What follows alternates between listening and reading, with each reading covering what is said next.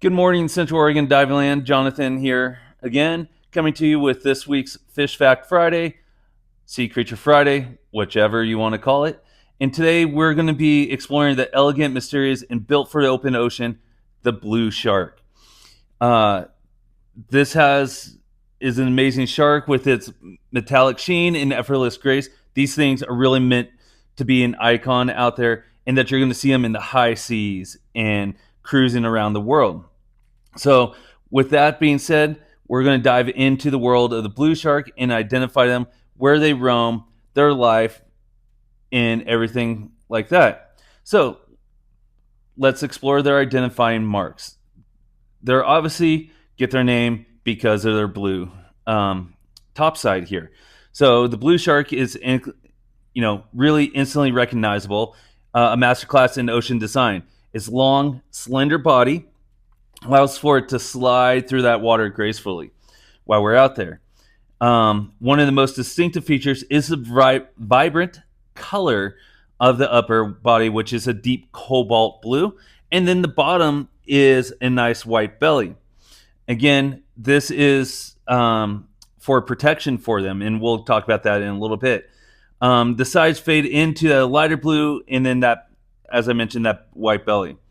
Another example of this, or what this is an example of, is counter shading. Again, when you're looking from the top, it's going to through the blue water is going to not be able to really see and distinguish them very easily. And then if you're looking up from the bottom, that white belly again is going to blend in with the sun above them. So that's the counter shading, and that's going to make them camouflage to most of their predators and everything. So these guys have a long pointed snout. This may not be the best example, but they have a long pointed snout that actually takes up about a third of their body, in which gives it a sleek in that aerodynamic shape. Again, these guys just glide through the water effortlessly. Their long pectoral fins stretch out to the sides, which helps them glide and everything. Their eyes are, well, like I said, not a great example, but their eyes are large and dark, which is the option for spotting the prey in low light of the ocean.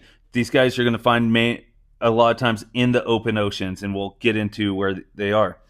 And their teeth are slender and curved, and they're perfect for gripping that slippery fish and squids that they may be wanting to eat. So now let's talk about where you're going to find these guys, and if you're hoping to dive with them and everything. So these guys are true global adventurers. They're found almost every temperate and tropical ocean on the world, in the planet, in everything.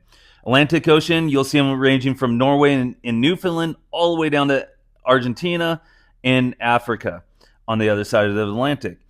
Again, you'll find them in Pacific Ocean. They'll range from California to Japan to Australia and Chile.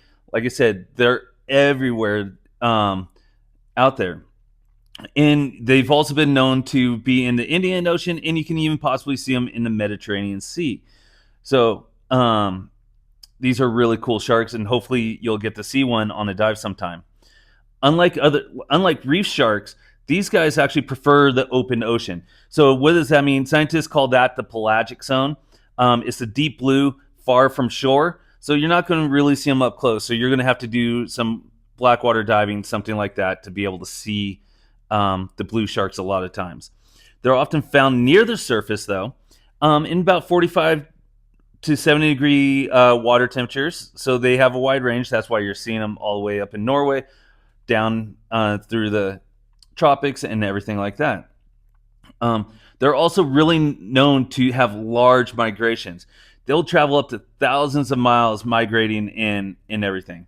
Some have been recorded following the ocean currents and they'll travel to prey on certain fish and seasonal temperature shifts out there.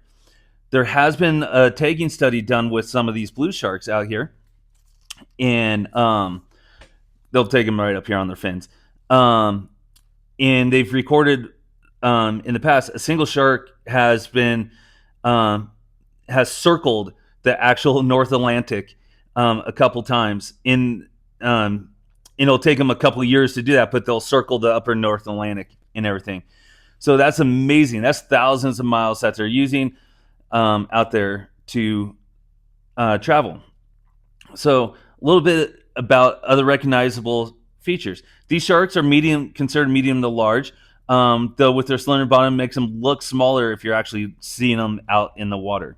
They'll reach about 6 to 8 feet, 6 to 8, not 68, but 6 to 8 feet for the males. And the females are going to be a little bit larger, 10 to 12 feet in length. And they have a huge weight range. They can be as small as 60 pounds and upwards to 400 pounds out there. Their lifespan, you're going to see about 15 to 20 years, but in like everything else out there in the world, in ideal conditions, they can live a few years longer than that.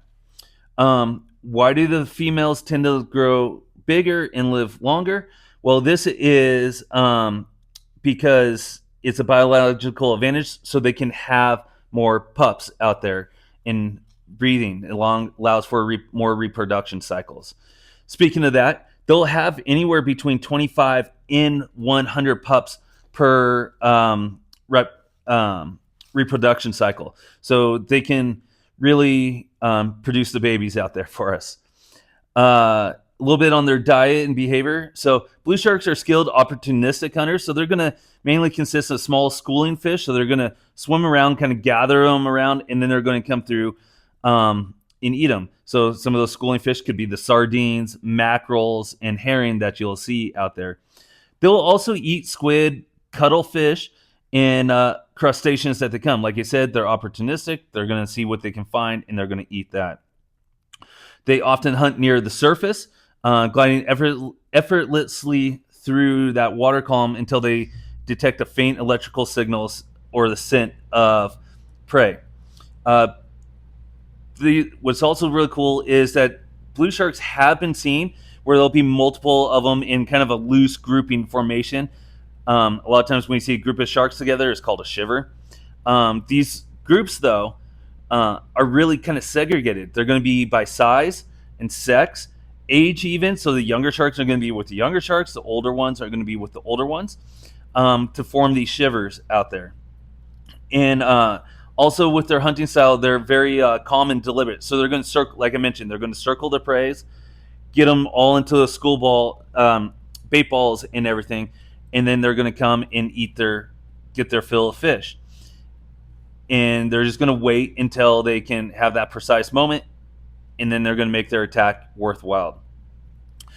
So let's talk about some fun facts for these guys.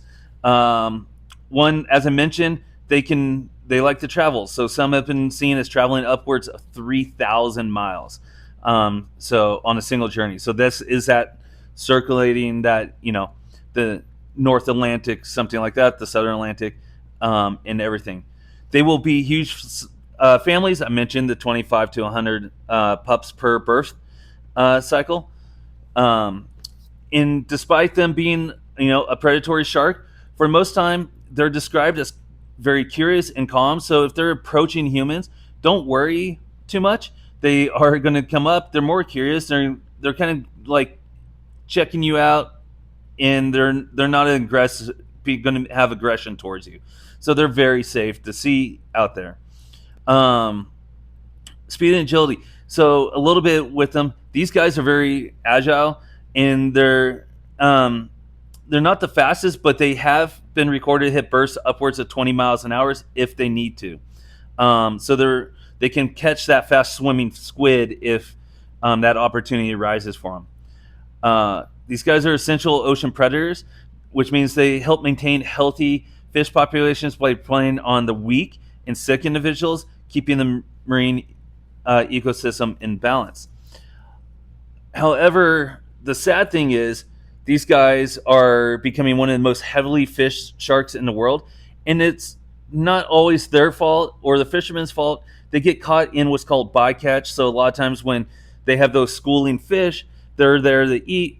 Maybe a trawler's coming around, grabs that net, they scoop them, they scoop the shark at the same time.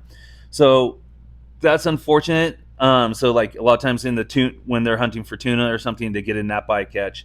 And same with swordfish factories, which unfortunately leads to the demise of millions of these guys a year. So we do want to keep them safe and protected. Like all sharks, they play a critical role in our marine ecosystem. So we want to make sure that they're safe and we have them out there. So, all in all, the blue shark is a true symbol of the open ocean with the sleek, powerful, and endlessly roaming.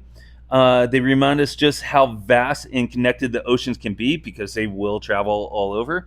So, protecting these guys, as I mentioned before, is a major thing for the health of our seas that we love to dive in and we want to see all those fish. So, hope you enjoyed today. Again, if you want me to focus on a particular animal or anything, drop a comment. Let me know so I know what I can need to focus on. If not, I believe we have a fish that everyone's fascinated with and sees everywhere next week. So we'll see you next week and hope you enjoyed this. See you in the water.